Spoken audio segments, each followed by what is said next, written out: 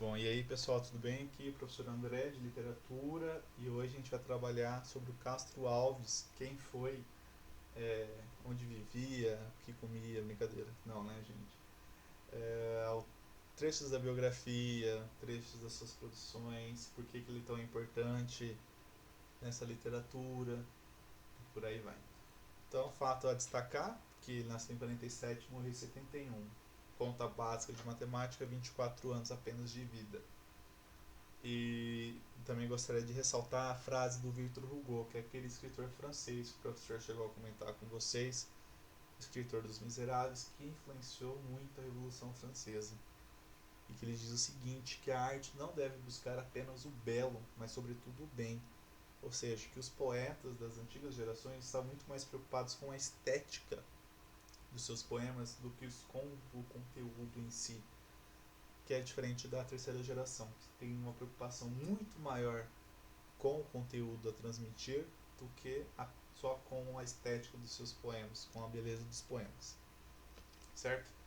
Bom, quem que foi o Castro Alves? Ele foi representante da terceira geração romântica, ou seja, primeira geração romântica é aquela nacionalista indianista, lá do José de Alencar.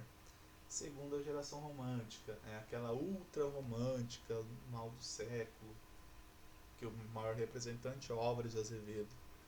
E essa terceira geração romântica é aquela que é a geração condoreira, que tem as preocupações com os problemas sociais, com a questão da abolição, que o maior representante, sem dúvidas, é o Castro Alves, certo?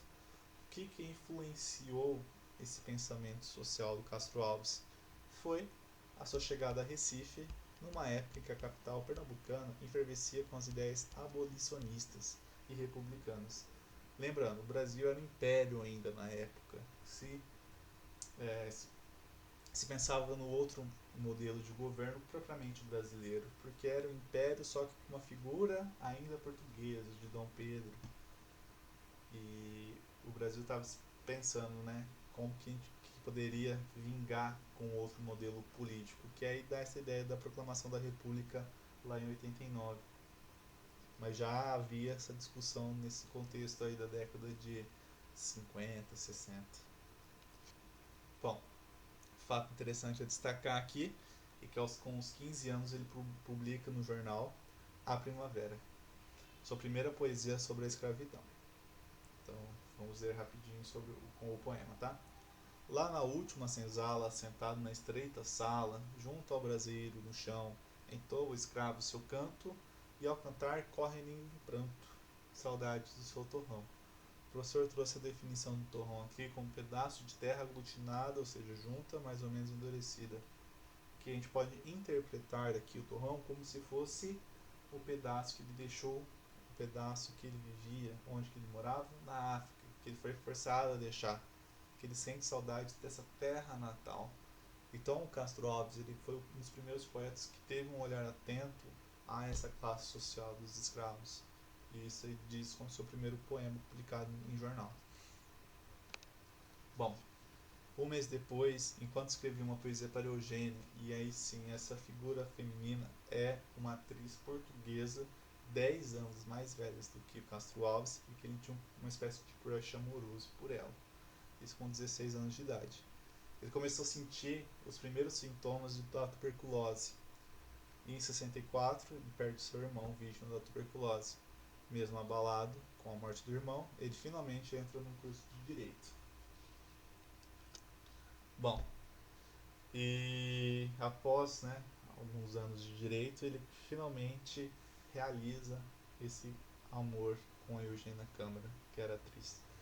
Chega em 67, eles partem para a Bahia, onde ela é representar um drama em prosa, escrito por ele. Então ele produziu esse texto dramático chamado Gonzaga ou A Revolução de Minas. Percebe aí pelo título que há uma tendência ali, né, meio social, de revolução. Ele pega aqui relação à Inconfidência Mineira e dramatiza isso. Ou seja, ele está preocupado em transmitir as ideias atuais da sua atualidade, no caso, né, do contexto que ele está inserido. Bom, Depois dessa dramatização, ele parte para o Rio de Janeiro, onde ele tem um contato com o Machado de Assis.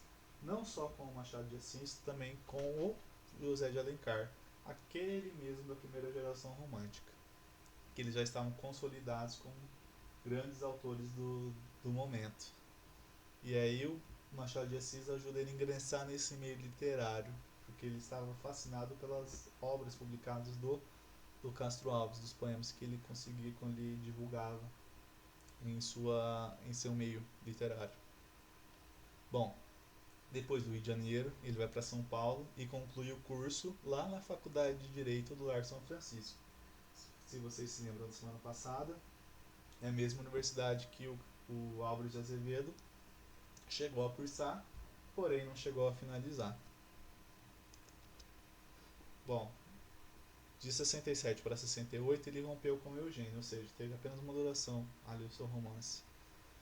E ainda por cima, além de morrer de tuberculose, teve mais uma tragédia na vida dele, que ele estava de férias numa caçada nos bosques da Lapa. Ele fere o pé esquerdo com um tiro de espingarda, que resulta o quê? Na amputação do pé, ou seja, teve que cortar o pé dele. Bom, em 70 ele volta para Salvador, onde ele publica a única obra editada em vida. Todas as obras são póstumas, ou seja, publicadas após a sua morte, onde ele apresenta para a gente uma poesia lírica, exaltando o amor sensual e a natureza, como no poema Boa Noite. Então o professor separou esse poema para a gente analisar esse amor, que é diferente daquele amor da segunda geração romântica, que é inalcançado, que ele sofre, ele deseja morrer do que ele viver aquele amor. Ele sente tanta dor que a morte é uma solução mais próxima do que a realização propriamente dita do amor. Então vamos analisar. Ó. O poema chama Boa Noite. Boa noite, Maria. Vou embora. A lua nas janelas bate em cheio. Boa noite, Maria. É tarde, é tarde. Não me apertes assim sobre o teu seio. Boa noite. E tu dizes, boa noite. Não me digas assim, põe entre os beijos. Mas não me digas descobrindo o peito, mar de amor onde vagam meus desejos. Então percebe que tem uma realização amorosa aí, né? Ele, ao afirmar ali no quarto verso, não me apertes assim sobre o teu seio, que esse amor é correspondido, ele consegue viver esse amor, que é diferente daquele amor da segunda geração romântica. Então, ao mesmo tempo que é um gênero lírico, por ter uma certa subjetividade, falar sobre um sentimento, esse sentimento ele é concreto, um sentimento alcançado, que difere daquele da segunda geração. Então não confundam isso, tá? Bom, por fim, Antônio Frederico de Castro Alves, que é o nome completo do autor, ele faleceu em Salvador no dia 6 de julho de 1871, vitimado pela tuberculose com apenas 24 anos de idade. Bom, agora algumas características da obra do Castro Alves. Por que ele é considerado a maior figura do romantismo? Porque ele desenvolve uma poesia sensível aos problemas sociais do seu tempo e defendeu as grandes causas da liberdade e da justiça. Ou seja, é aquele poeta dos escravos, que ele clamava pela liberdade daqueles e lutava pela justiça dos escravos. Ele denunciava a crueldade da escravidão e clamou pela liberdade, dando ao romantismo um sentido social revolucionário que o aproximava do realismo. O realismo é a próxima escola literária que a gente vai ter contato, que a gente vai conseguir estudar, mas ainda falta um tempinho para lá. Sua poesia era como um grito explosivo a favor dos negros, sendo por isso denominado poeta dos escravos, dessa geração condoreira. E aí o professor vai explicar de onde que vem essa origem do condoreiro. Sua poesia é classificada como poesia social, que aborda o tema do inconformismo e da abolição da escravatura, através da inspiração épica e da linguagem ousada e dramática, como nos poemas Vozes da África e Navios Negreiros, da obra Os Escravos, em 1883. Percebe? Ele morreu em 71, só que a obra que ele conseguiu publicar postamente foi apenas em 83, gente. Foi um bom tempo depois, 14 anos, não, 14, 12 anos depois. Que ficou inacabado, né? Porque ele morreu, obviamente. Bom, agora o professor disse que ia explicar a origem do condoreiro, né? Esta ave é chamada condor.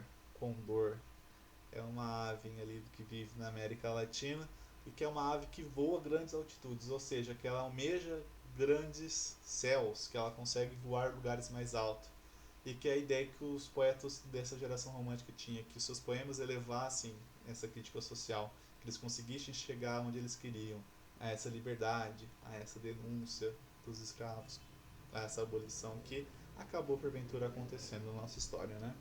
Então, só para vocês terem ideia, como curiosidade, que o condoreirismo, vem desta ave chamada condor. Bom, aqui eu trouxe só o final do poema Navios Negreiros. Se vocês quiserem acompanhar na íntegra, vocês têm ali na página 34, 35 e 36. Que aí ele já parte para um gênero épico, ou seja, é aquele poema mais longo, que narra uma história, que tem um personagem, um conflito. E eu trouxe o desfecho. Basicamente, qual que é a temática do Navios Negreiros? Aqui é um grupo de escravos que estão dentro dos navios e ele relata qual é a situação que esses escravos estão vivendo. Então, bem rapidinho, porque o nosso tempo já está estourando. Ó, era um sonho dantesco, o tombadilho que das luzes a vermelho brilho, em sangue a se banhar, tinir de ferros estalar do açoite, legiões de homens negros como a noite horrendos a dançar, e rir-se a orquestra irônica e estridente, e da ronda fantástica e a serpente faz doídas espirais. Se o velho arqueja, se o chão resvala, ouve-se gritos, o chicote estala e voa mais e mais. Então você percebe que há algumas denúncias bem minuciosas de que como eram tratados os escravos. Eles eram obrigados a dançar, horrendos a dançar, por diversão daquela orquestra, daqueles que estavam pilotando o navio, considerados os brancos, né? E por fim, se você arqueja, se você ao chão cai, você ouve gritos de dor ao sentir o chicote em suas costas. Então ele denunciava essas atrocidades que os homens brancos, os portugueses, realizavam com os escravos. Então eu quis trazer essa imagem para vocês terem como era realizada a denúncia do Castro Alves, porque ele era considerado um poeta social, poeta dos escravos.